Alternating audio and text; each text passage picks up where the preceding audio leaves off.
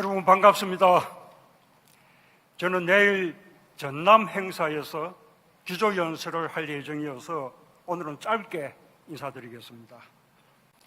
9.19 평양 공동선언 6주년을 기념하는 평화회의와 기념식이 민주주의와 평화의 성지 광주 전남에서 열리게 된 것을 매우 기쁘고 고맙게 생각합니다. 행사를 준비해 주신 분들, 함께 해 주신 분들, 자리를 마련해 주신 강기정 시장님과 광주 시민들께 감사드립니다.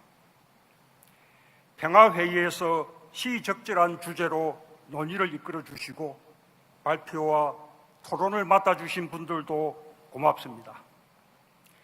기념식에서 평화 메시지를 말씀해 주신 김희중 대주교님, 우원식 국회의장님, 이재명 대표님, 조국 대표님, 김동연 지사님, 그리고 와다 하루키 교수님과 브레더 셔먼 미 하원 의원님, 그리고 세계 각국의 시민 여러분께도 각별한 감사 인사를 드립니다.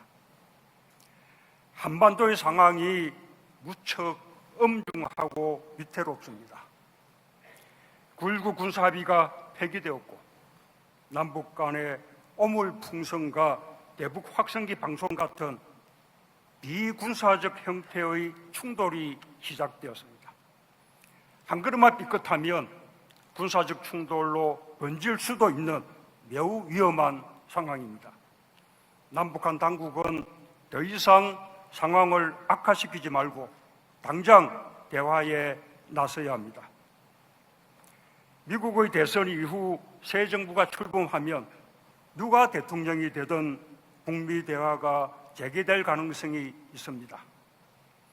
미국의 입장에서도 갈수록 커져가는 북한의 핵과 미사일 위협을 해결하지 않으면 안 되기 때문입니다.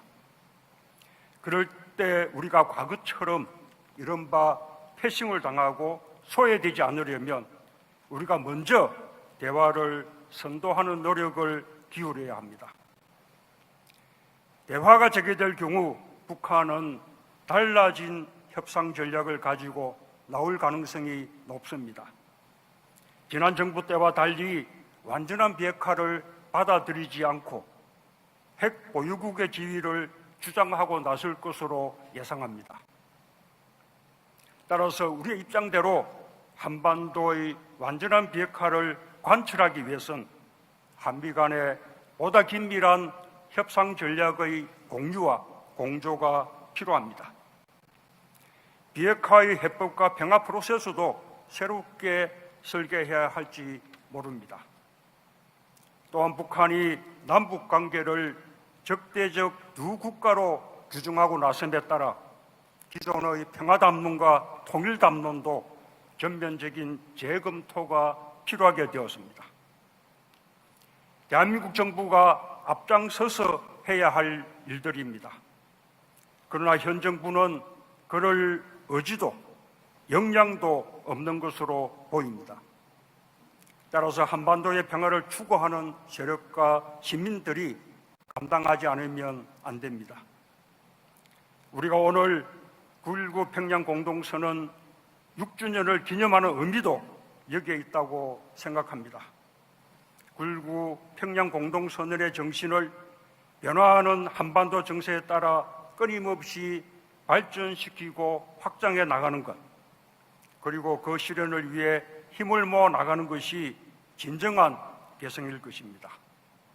감사합니다.